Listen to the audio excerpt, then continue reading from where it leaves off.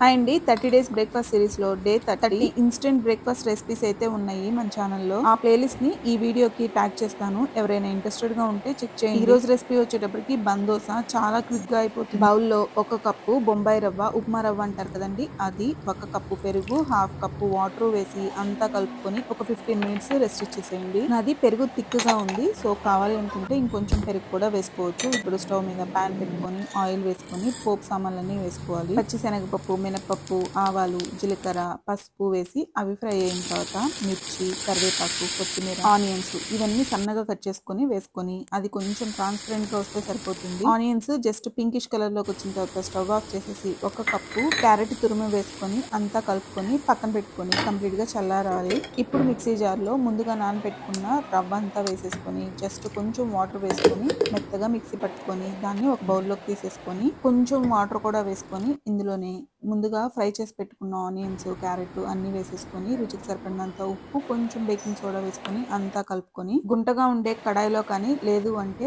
ఇలా పోపు వేసుకునే పాన్ లో కానీ ఆయిల్ వేసేసుకొని ఒక 2 గంటలు పిండి వేసేసుకొని మూత పెట్టుకొని 2 సైడ్స్ కుక్ చేసుకొని సర్వ్ చేసుకోవటమే. అంతే అండి, బన్ దోస అయితే రెడీ అయిపోయింది. నచ్చితే కనుక ట్రై చేయండి. ఫైనల్లీ బ్రేక్ఫాస్ట్ సిరీస్ అయితే కంప్లీట్ చేశాను. నెక్స్ట్ ఏ సిరీస్ స్టార్ట్ చేయమంటారో కమెంట్ చేయండి, అదైతే స్టార్ట్ చేస్తాను. బై.